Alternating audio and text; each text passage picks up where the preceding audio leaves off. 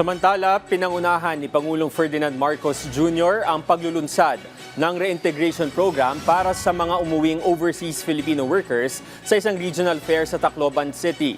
Ginawa ang bayanihan para sa Balikbayang Manggagawa National Reintegration Network Regional Fair kasama ang DMW at iba pang ahensya ng gobyerno.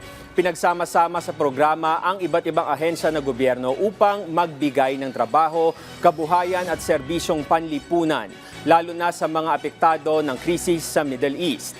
Layunin ng programa na tulungan ang libu-libong OFWs at kanilang pamilya na makabalik at makapagsimula muli sa bansa. Kabilang sa mga serbisyong inialok ang medical assistance, counseling, skills training at job opportunities. Tampok din sa programa ang Balik Turo, a Hero's Journey Home, initiative ng DepEd na layon lamang na tulungan ang mga gurong Pilipino na nawala ng trabaho sa ibang bansa na muling makapasok sa local workforce.